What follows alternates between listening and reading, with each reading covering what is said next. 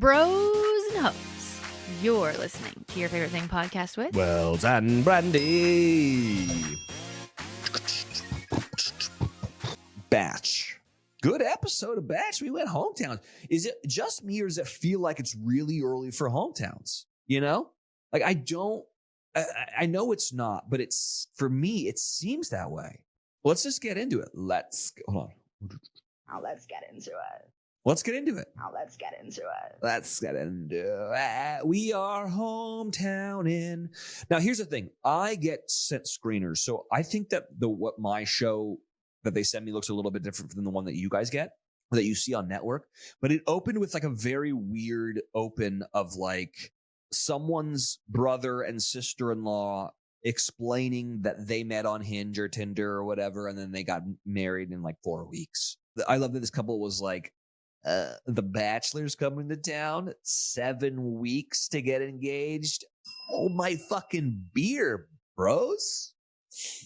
All right, so we start in Dallas. No. Sorry. We start in Houston. We start in the hottest place in the entire world with the hottest boy in the entire world, Devin. Right off the bat, she admits that after night one, if you told her Devin would get a hometown, she thought you'd be crazy. Same, Jen.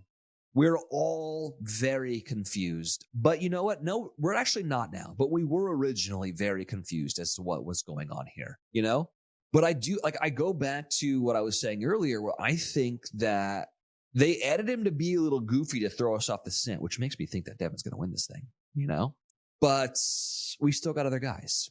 So Devin is part of a run club, which is he? At first, I'm like, Devin, are you? Or like, are these just your buddies? And you were like, I just want to be able to get like all my friends in the shot, you know? But after seeing him run, like I do, like as an avid runner myself, and as an avid runner who doesn't look like they would be in a run club, which I can relate with you, Devin. I do think after seeing him run that he's a runner. I could just tell from his gait, from his trot, that he is a runner, but he is sweating profusely. Jenn, the angelic Disney princess that she is, no sweat to be seen. She has no pores, all right? She is just glowing, and Devin's over here sweating like a whore in church. I love that they're like running, and then they run in front of everybody, and then they stop in front of everybody, and they stop to kiss, and you're like, oh, that's cute. And like the people behind him are like, woo! And then they kind of turn a little bit, and you see Devin's back is completely drenched with sweat. Devin's a back sweater boy. You know, it's okay. No judgment. You're in Houston, dude. Ugh. I got sweaty just like watching that episode. Anyways, we stop at a park. We meet Devin's dog Charlie, who like, have you seen that thing on TikTok or Instagram where it's like, let me see if I can find it. It's like it's this audio of like this old woman being like, when did you say we're gonna eat again? 4 o'clock? And then it was like, no, 4:30. He's like, what? 4:30. Okay, so when I meet Devin's dog, this is what I'm thinking. Like, it's an old dog, but actually very spry, running around very fast, and very cute.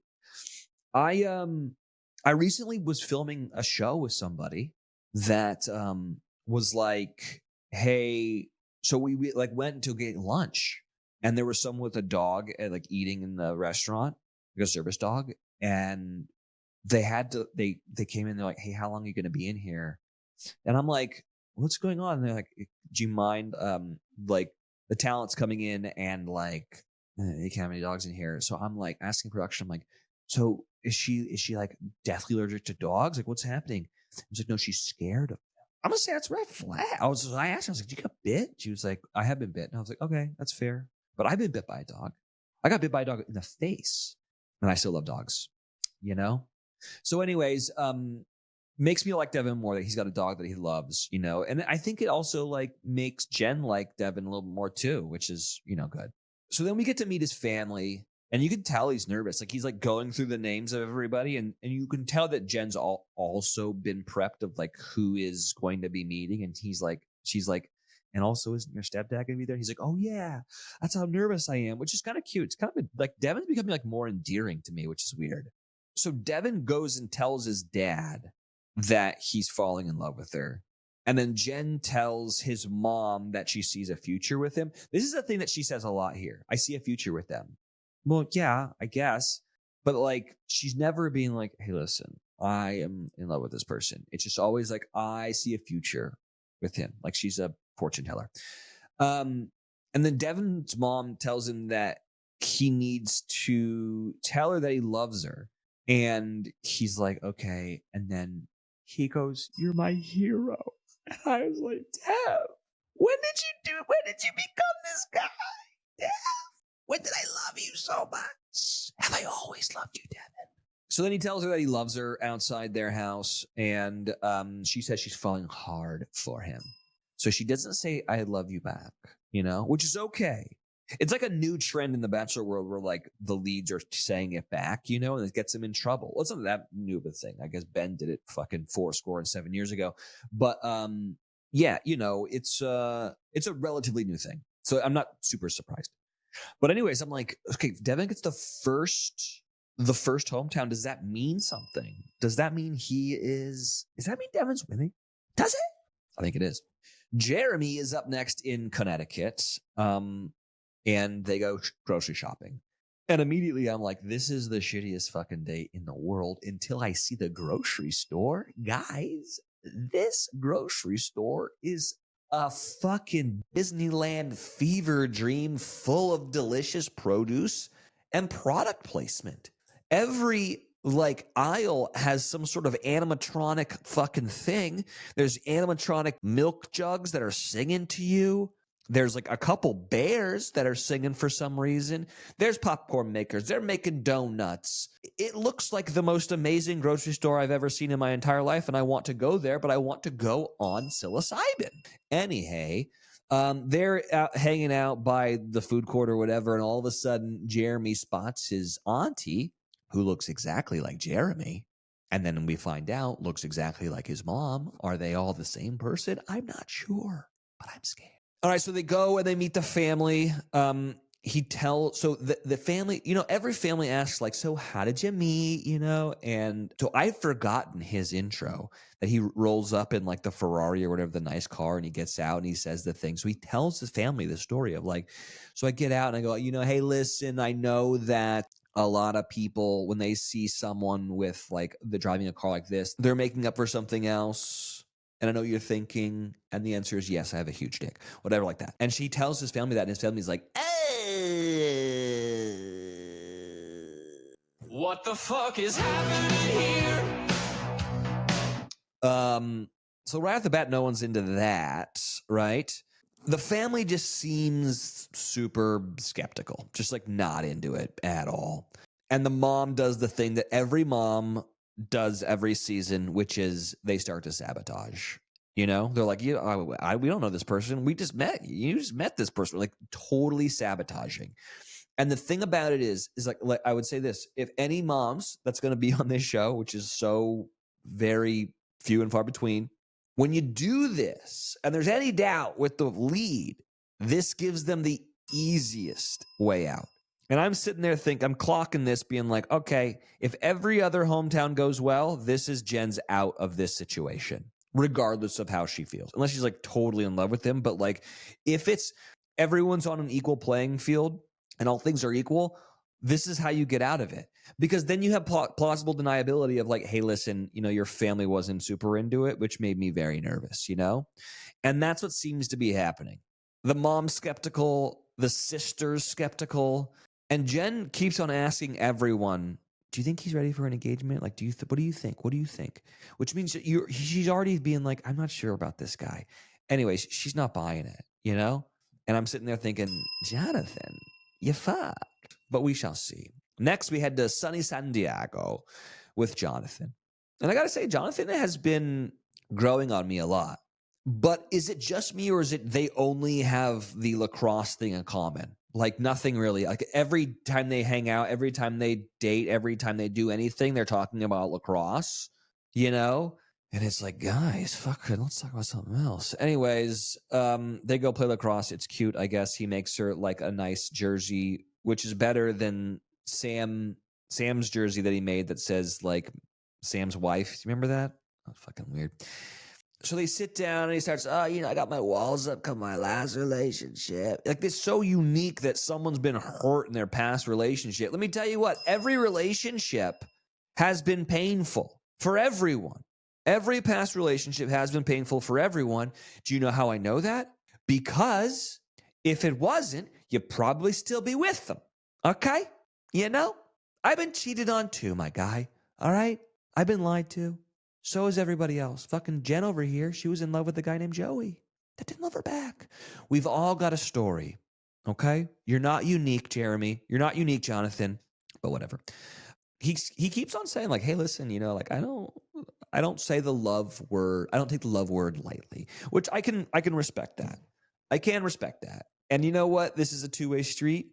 Good for you. But you're going to have to say it at some point or you're going to get left in the dust, my guy.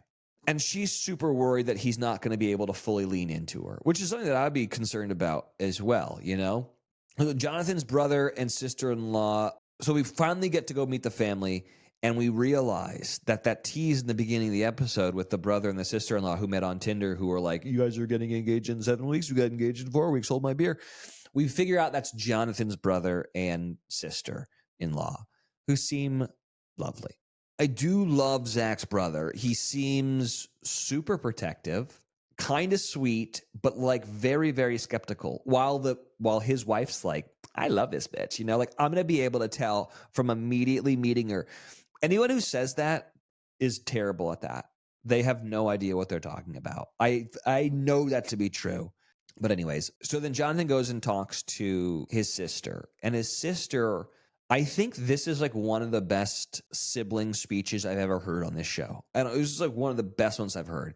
His sister, because he starts talking like, like I was hurt in my last relationship. It's hard for me to say the love word, like yada, yada, yada. I'm dragging my feet, yada, yada, yada. His sister says, hey, listen, man, you got to play big to win big. What are you, fucking Nick Saban over here? This is a halftime speech? I'm about to go run through a brick wall? Because the sis came with some fucking hard knowledge. Loved it, sis. And you know what? You're right. If you want to play big, you got to play big to win big. I'm going to tattoo that on my fucking arm. Jonathan's mom, is it just me or does it seem like she used to be like part of a biker gang? All right, she got that arm tattoo, I mean, yes, she's wearing a floral dress and she's dyed her hair, but I have a feeling that there was once she was wearing some leathers. I could be wrong. But anyways, his mom loves Jenn. I mean, who wouldn't? She's lovely. So he finally takes his sister's advice and he says, hey, listen, I'm falling for you. And she says it back.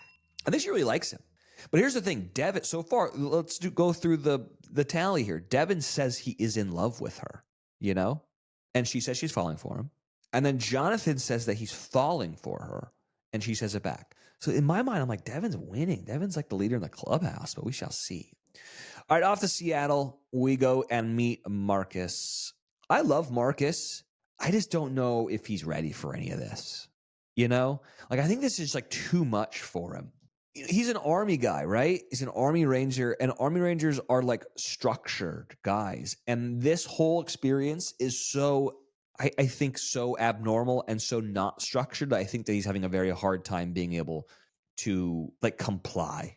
But then again, every army person you've ever met like meets that one girl, at like a bar when they're on leave and they get married in like 3 weeks. I'm also like, what are you doing, dude? Like, this one's beautiful. Shouldn't have like a bad tooth to gum ratio.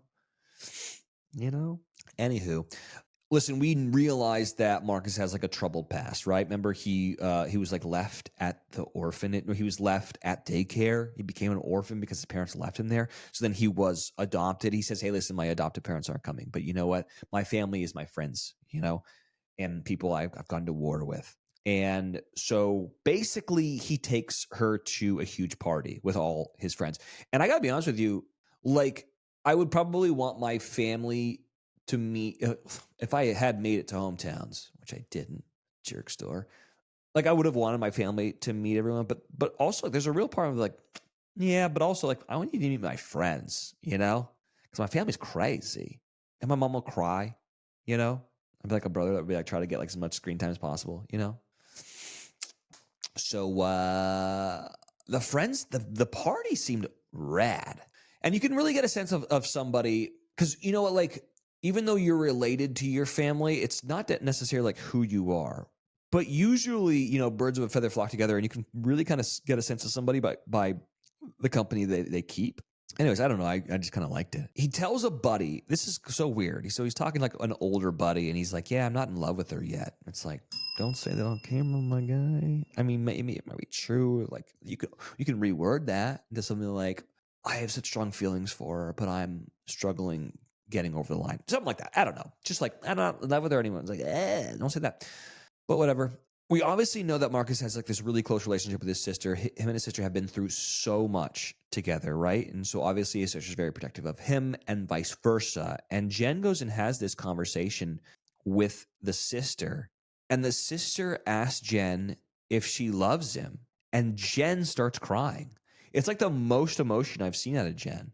And it's like, oh my God, I think that she like really likes this guy a lot more than I thought, you know? I was kind of blown away by it. And then the sister starts crying, and then they hug. And they hug for like a really long time. And I'm like, oh, does Devin have some competition over here? I think she really does love Marcus. I think that she realizes that Marcus doesn't love her. You know, I don't know. So those are the 4 hometowns. Pretty good. And all the guys meet up for one last catch up before the rose ceremony. And Jeremy goes, well, who's going home? You know? And then as I like, okay. And then Devin says something like, you know, I really hope I get a rose and, you know, go to the end or whatever. And Jeremy goes, well, you're not. And then Devin flicks him off. And there's a little bit of like, are you projecting a little bit here? Jeremy farted in class today. Jeremy's not getting a rose today.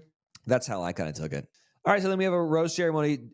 Jen's like, this is going to be the hardest rose ceremony I've done thus far because, you know, I really care for all these people and I see a future with all these people and yada, yada, yada, yada, yada. And then we started up and guess who gets the first rose? It's Devin. Devin got the first hometown. Devin got the first rose. Devin is a leader in Clubhouse. I believe it to be true. I think Devin's going to win this whole thing, which is a bonkers thing to say, but I love the guy now. Up next is Jonathan, her lacrosse partner. Not surprised by that. And then it comes down to Marcus and Jeremy. And I'm sitting there being like, this is so lackluster because I know who's getting the freaking rose. And it ain't the guy whose sister Jenn was crying with recently. It's going to be Jeremy, whose parents, whose family sabotaged. Jeremy's cooked. Jeremy's going home tonight. And he seems fine with it, you know? Like afterwards, they go sit down on a bench and he's like, you know, I can sleep at night because I know that whoever you pick is going to take care of you, which is a wonderful thing to say. But why aren't you crying, my guy?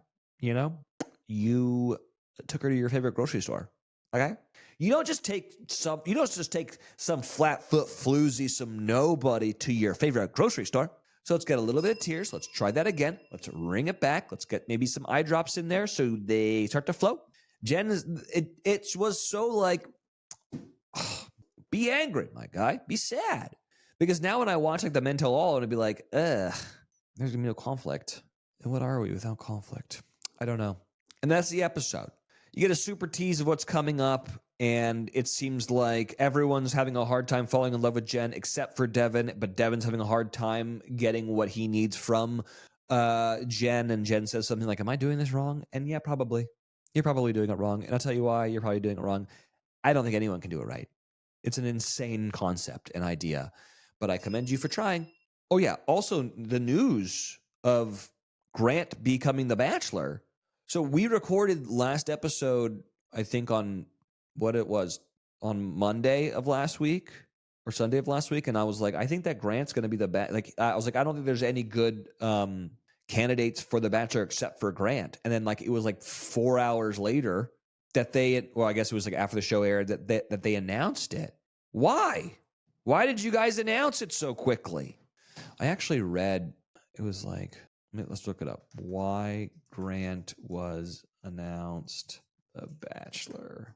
So There was a reason ABC executives rushed the announcement before the end of the season. Quote, we're announcing Grant so quickly so people can still apply to be on his season. An ABC executive wrote on X. If you think Grant is potentially the man of your dreams or know someone who is, apply ASAP. What? Do you know what that tells me? That tells me that they're having a hard time casting this show. You know? Because they film, if they're doing it the way it used to be doing, they film in October and November. So, I mean, they've got some time. But anyways, I'm happy for them. I think it's going to be great. You know what I should do? Should I submit Brandy?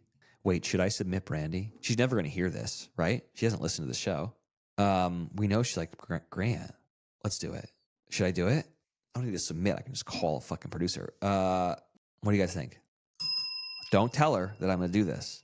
I think I'm going to do it. Okay. Ooh, a fun little plan. Fun little wrinkle. That's all I got kind of on The Bachelor.